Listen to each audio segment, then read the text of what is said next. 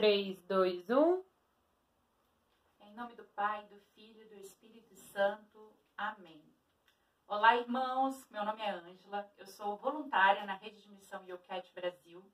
E hoje vou apresentar para vocês a nossa aula de número 6 do mini curso Os Sacramentos.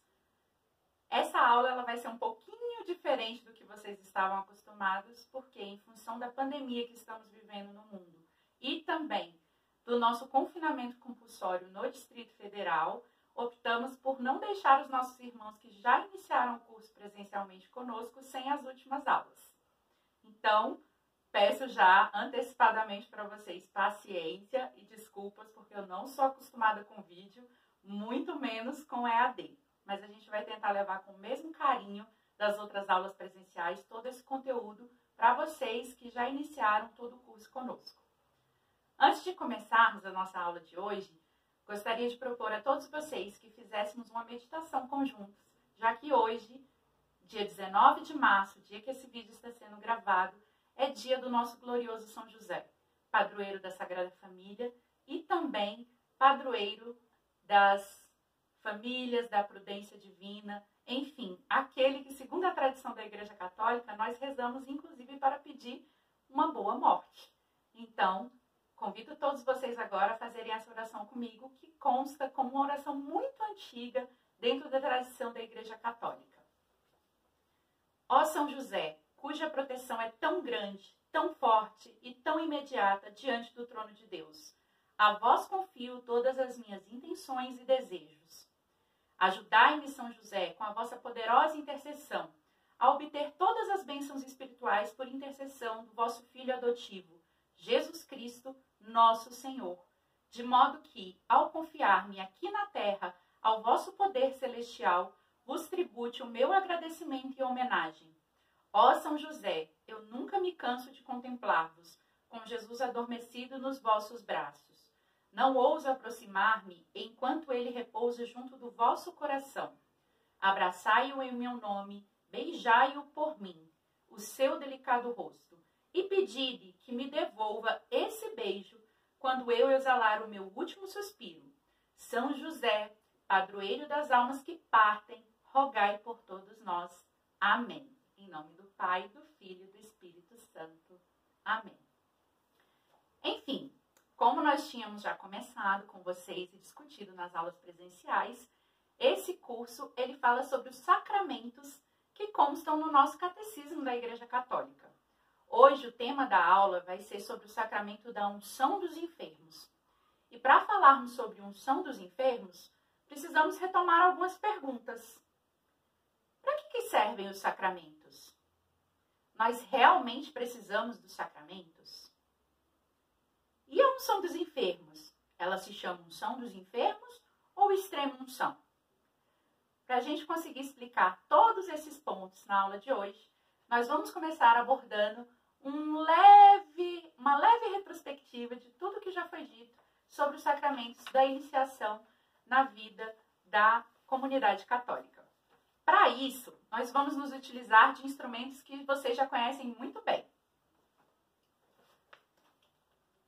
O Catecismo da Igreja Católica,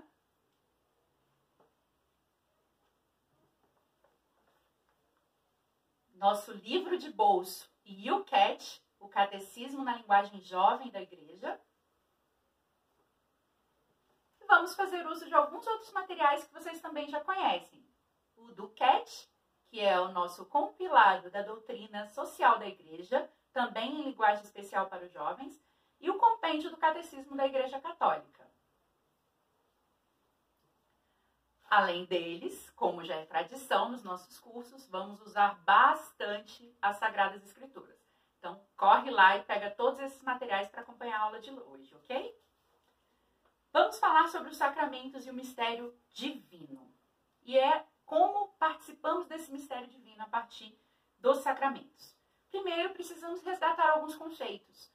Vocês que já participaram de outras aulas que eu ministrei na Escola de Formação por meio do YouCat, lembram que eu sou muito próxima e gosto muito de citar um documento oriundo do Conselho Vaticano II, chamado Gaudium et Spes. Sim, este documento, oriundo do Concílio Vaticano II, é um documento extremamente importante para nós católicos, porque ele fala sobre a dignidade da pessoa humana. Ele resgata em nós como essa filiação divina, como sermos filhos de Deus é importante na nossa história de salvação. Em um dos trechos, ele fala o seguinte: o homem, única criatura sobre a terra a ser querida por Deus, por si mesma, não pode encontrar plenamente a não ser no sincero dom de si mesmo. Quando a Gaudium et Spes, ela chama a atenção de que nós somos criaturas queridas por Deus, o que ela nos remete é de que nós, enquanto homens, filhos de Deus, criaturas divinas, criaturas criadas à sua imagem e semelhança, nós somos únicos, nós somos irrepetíveis, nós somos insubstituíveis. Deus nos fez por meio de um projeto de amor e Ele tem uma destinação para cada um de nós. Os sacramentos, eles fazem parte dessa nossa história de salvação. A presença de Deus, ela sempre se mostrou presente na humanidade por meio de sinais sagrados. Como a gente pode olhar, se você puder pegar o seu YouCat na página 102, relembramos que na celebração dos mistérios cristãos, ou seja, os sacramentos, acontece o nosso encontro com Jesus Cristo no tempo. Como que a gente vive enquanto ser humano? A gente precisa se alimentar, precisamos beber água, precisamos fazer asepsia e higiene, que está tão em voga nos dias de hoje, com a pandemia da Covid-19. E dentro da igreja, o que nos faz participantes e o que nos nutre para fazer parte desse corpo místico de Cristo? São exatamente os sacramentos. Os sacramentos são a forma com que Jesus nos deixou para que nós, igreja, corpo místico de Cristo, pudéssemos viver, respirar, nutrir toda a nossa alma, o nosso corpo, o nosso ser inteiramente, para que possamos realizar o seu projeto de amor. Isso é apresentado para a gente, anota aí, lembra o que o Jerônimo sempre fala, não deixa cair da mesa. No compêndio, no seu parágrafo 220, no Catecismo da Igreja Católica, no seu parágrafo 1076, e no YouCat, nas respostas às perguntas 166 e 169. Os sacramentos, eles também nos resgatam da nossa dimensão de egoísmo. Eles nos resgatam para mostrar que nós temos uma vida diferente. Que vida é essa? É a vida eterna. Uma filiação divina que nos é colocada quando Deus nos transforma em seus filhos. Elementos relacionados a esse resgate do nosso egoísmo serão encontrados com mais detalhes no Catecismo da Igreja Católica, parágrafo 1130, e nas perguntas do YouCat, números 173 e 174.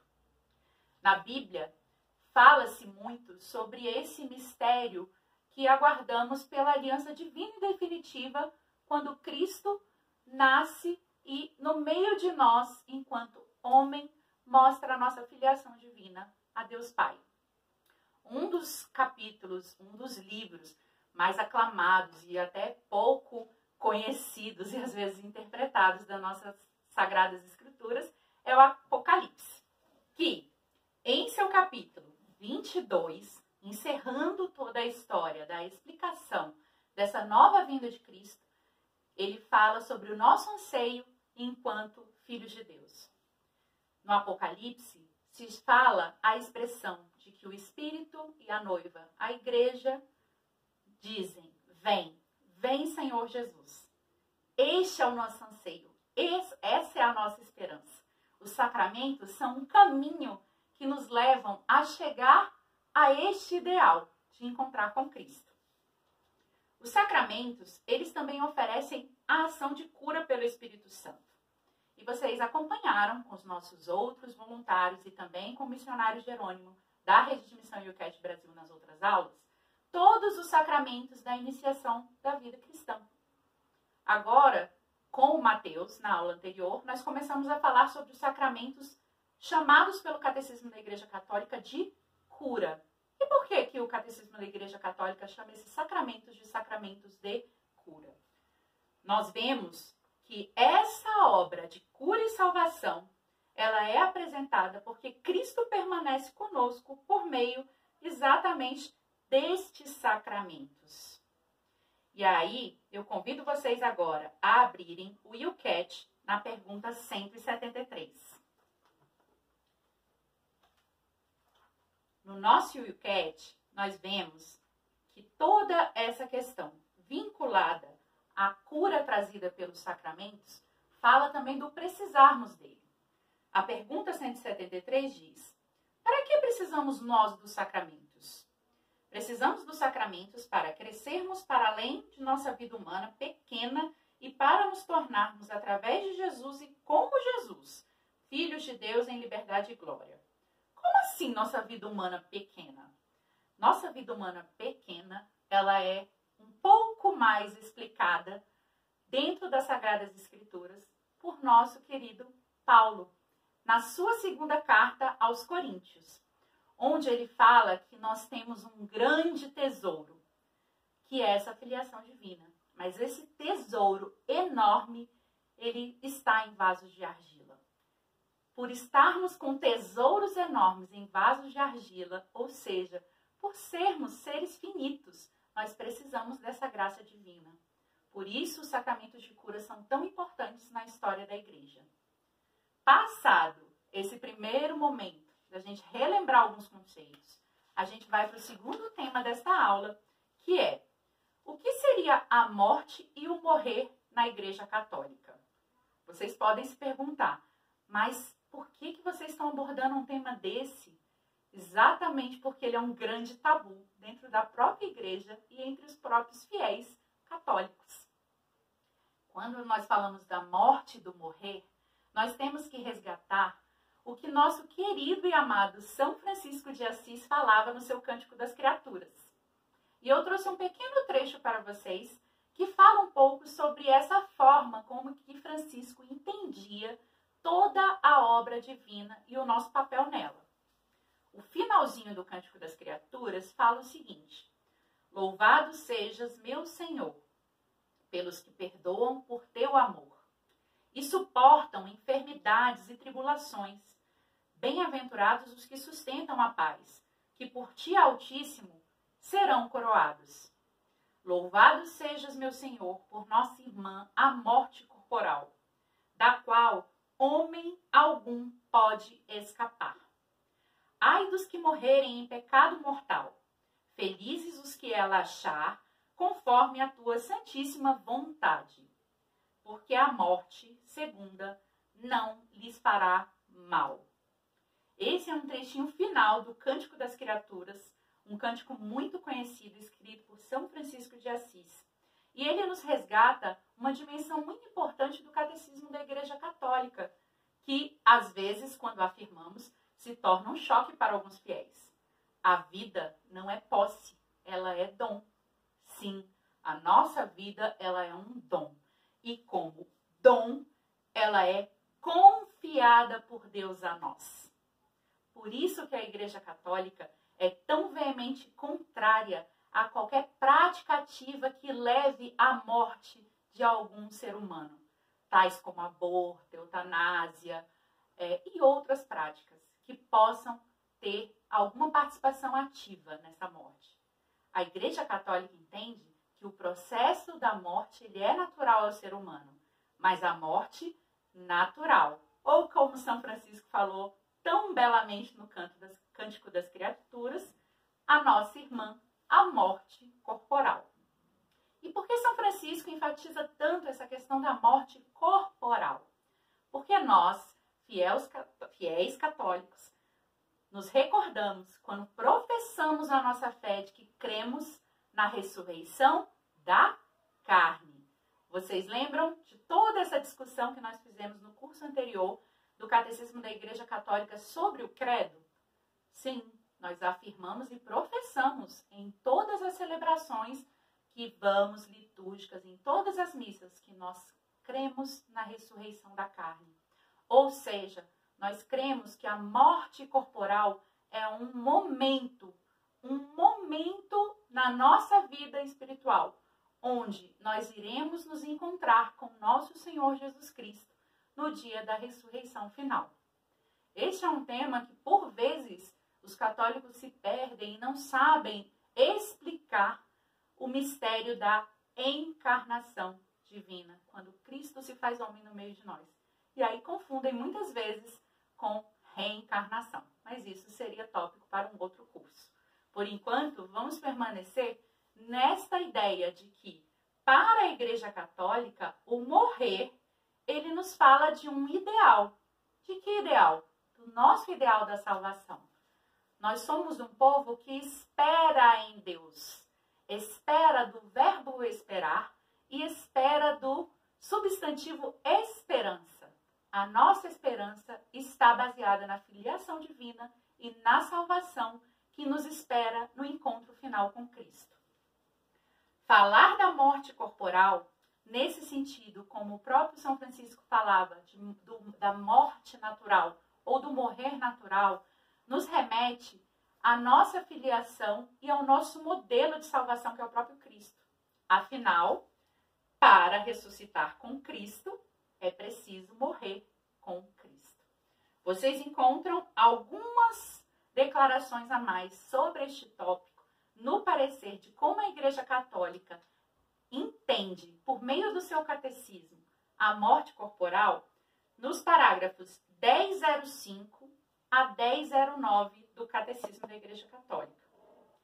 Ainda na liturgia da Igreja, existe um lugar muito reservado, de maneira privilegiada, à morte corporal, conforme nós poderemos ler juntos agora no Catecismo da Igreja Católica, parágrafo 10:12.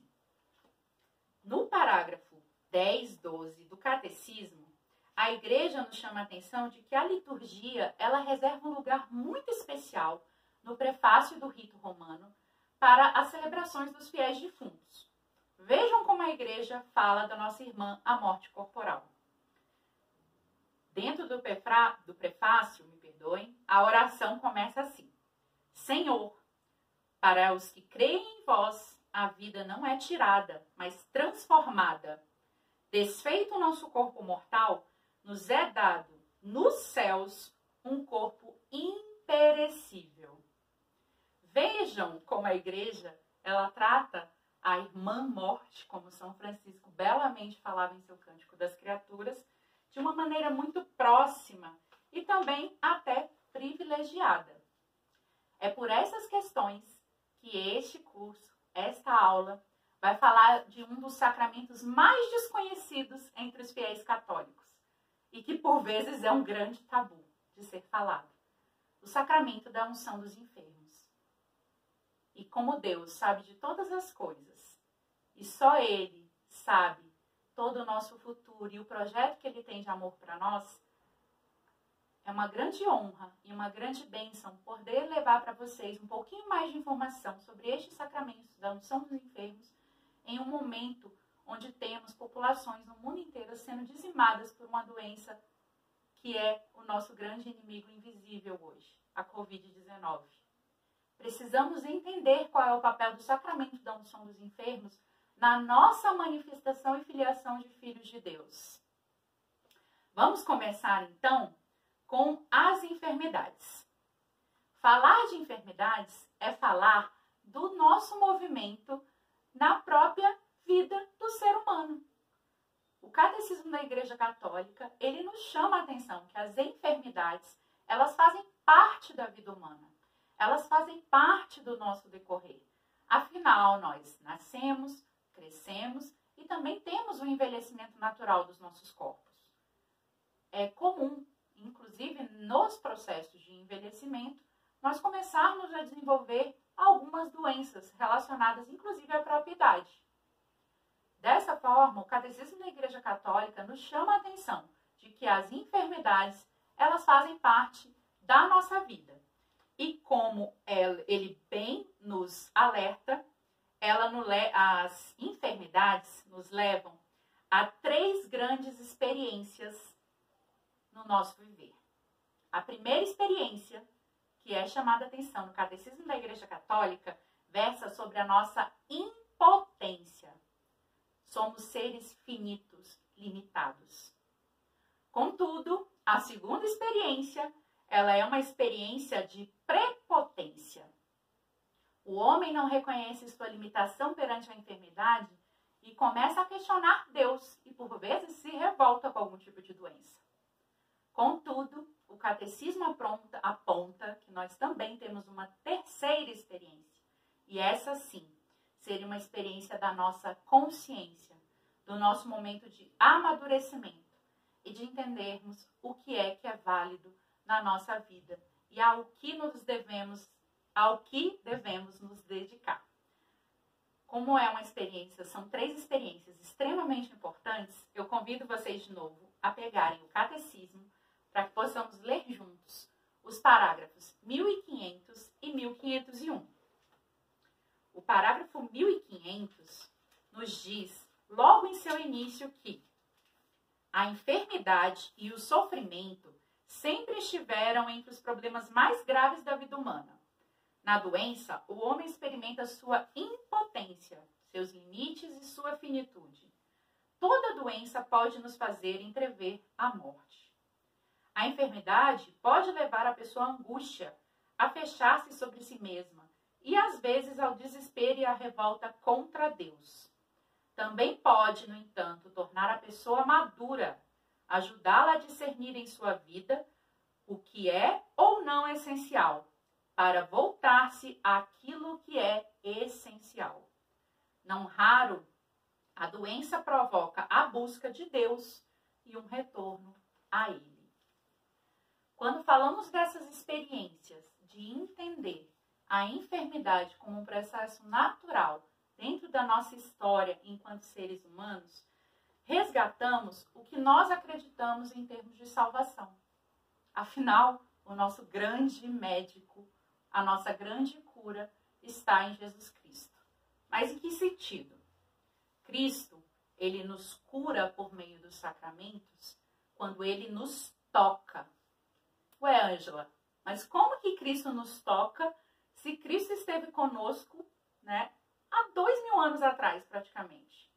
Sim, Cristo nos toca por meio dos sacramentos. Por isso, cada sacramento, ele tem uma vivência muito pessoal, muito experiencial e muitas vezes necessita sempre, aliás, de sinais sacramentais. Vocês devem lembrar do nosso curso do Credo e na primeira aula que o nosso irmão missionário Jerônimo chamava-nos a atenção do Evangelho ao falar da mulher que buscava uma cura. E ao buscar uma cura, ela tentou encontrar Jesus no meio da multidão. Não conseguindo alcançar Jesus no meio da multidão, ela toca na sua túnica. Ao tocar na túnica, Jesus para no meio da multidão e chama a atenção dos discípulos falando, alguém me tocou. E os discípulos ficam incrédulos, mas Senhor, são muitas pessoas. E ele, alguém me tocou. Não, Senhor, mas como é que várias pessoas, né? Como que o Senhor sabe que alguém que tocou ele? Porque uma força saiu de mim. Jesus, naquele momento, entende que a fé daquela mulher o curou. Não só entende, como proclama, expressa e afirma. Porque uma força saiu dele.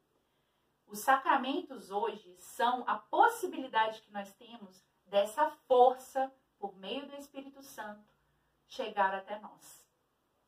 Por isso que nós trabalhamos com toda a dimensão dos sacramentos como uma parcela importante dentro da nossa estrutura de igreja para nos nutrir. Somos igreja a partir do momento em que celebramos os nossos sacramentos e acompanhamos a nossa liturgia. A unção dos enfermos não é diferente.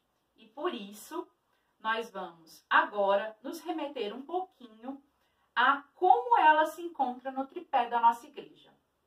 Relembrando, o tripé da Igreja Católica, ele se faz pelas Sagradas Escrituras, pela nossa Sagrada Tradição e pelo Sagrado Magistério. Então, vamos começar um pouquinho com as Sagradas Escrituras e, para isso, convido todos vocês a pegarem novamente, agora em mãos, as Sagradas Escrituras. Abram, por favor, a sua Bíblia no livro do evangelista Marcos. Quando nos questionamos sobre os sacramentos, nós sempre temos muito claro o batismo como um sacramento instituído por Cristo, a partir do momento que ele se deixa ser batizado por João Batista, e também quando ele fala para os apóstolos, ide batizai em nome do Pai, do Filho e do Espírito Santo. Quando falamos da Eucaristia, automaticamente lembramos da última ceia. E quando falamos da unção dos enfermos? Será que Cristo instituiu esse sacramento também? Sim, nas Sagradas Escrituras nós encontramos essa resposta no evangelista Marcos. No seu capítulo 6, versículo 13, que fala sobre a missão dos 12, nós encontramos a seguinte expressão e a afirmação. Dentre todas as atividades que eles faziam em nome de Jesus, expulsavam muitos demônios e curavam muitos enfermos, ungindo-os com o óleo. Mas vocês podem se perguntar, essa é uma apresentação do evangelista Marcos da história de Cristo com a humanidade. Sim, mas quando a gente vai também no capítulo 16, em seus versículos 17 e 18, nós encontramos Jesus já ressuscitado, aparecendo para os discípulos e passando-lhes uma missão. Dentro dessa missão, ele começa falando: ide por todo mundo, proclamai o evangelho a toda criatura. Aquele que crer e for batizado será salvo. O que não crer será condenado. Estes são os sinais que acompanharão os que tiverem crido. Em meu nome expulsarão demônios, falarão novas línguas. Pegarão em serpentes e se beberem algum veneno mortífero, nada sofrerão. Imporão as mãos sobre os enfermos e estes ficarão curados. Eis aqui, meus irmãos, a prova de que Jesus institui o próprio sacramento da unção dos enfermos, que é depois confirmado nas Sagradas Escrituras no livro de Tiago. Em Tiago, nós encontramos alguns reforços relacionados a essa instituição, onde Tiago nos diz que se algum dentre vós estiver doente, procure um presbítero, para que possa ser abençoado com óleo bento ungido em nome de Cristo. Mas, como vocês conhecem a nossa tradição da Igreja Católica Apostólica Romana, as Sagradas Escrituras elas estão inseridas em um contexto. Portanto, dentro da tradição da nossa igreja, temos toda uma história relacionada ao sacramento da unção dos enfermos. O primeiro documento dentro dessa organização da tradição, do que existe de história dos nossos antepassados, diz que as unções dos enfermos com óleo bento são testemunhadas na liturgia da antiguidade desde o Oriente ao Ocidente. Contudo, com o passar dos séculos, começou-se a ser destinado esta unção exclusivamente aos fiéis moribundos. Dessa forma, ela começa a ganhar um outro nome, o que nós ainda conhecemos como extrema unção. Contudo, essa liturgia sempre ofereceu a Deus a salvação dos nossos doentes e o pedido de recuperação destes. Quando nós lemos essa história relacionada à tradição e nos deparamos com os documentos do magistério da igreja, compreendemos como o sacramento da unção dos enfermos foi sendo apresentado aos fiéis. Dentro do magistério, nós encontramos como primeiro documento a carta do Papa Inocêncio I, a Decêncio, bispo de Gúbio.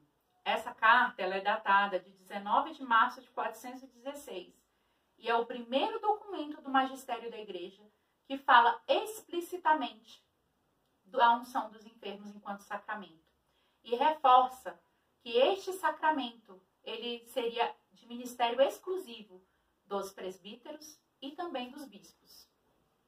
Com os nossos irmãos reformadores questionando ao longo dos anos o magistério da igreja, o Concílio de Trento, Concílio de Trento, ele apresenta novamente esse sacramento, reafirma-o e fala também que são elementos fundamentais do sacramento da unção dos enfermos.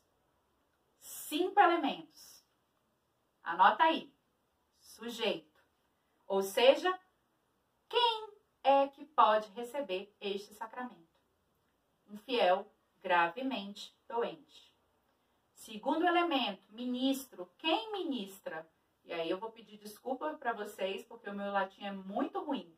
Mas eu preciso reforçar com vocês que no Concílio de Trento chama-se a atenção de que o ministro da unção dos enfermos, hominis et solus sacerdotes, ou seja, apenas o sacerdote pode ministrar esse sacramento. E nós vamos entender um pouquinho ao final dessa aula. Terceiro elemento, a matéria. Existe um sinal, existe um sacramental, que é exatamente o óleo sagrado. Esse óleo necessariamente deve ser bento pelo bispo, mas num caso de necessidade, onde o presbítero, o sacerdote, precise abençoar um fiel e não tem este óleo, ele pode extraordinariamente fazer essa bênção. Quarto, a forma. Não basta só o sacramental. Precisa de uma oração do ministro. E vocês vão entender mais ainda por que esse ministro só pode ser um sacerdote. Quinto, os efeitos. E para falar dos efeitos, convido vocês de novo a pegar o catecismo para que possamos ler o parágrafo 1532.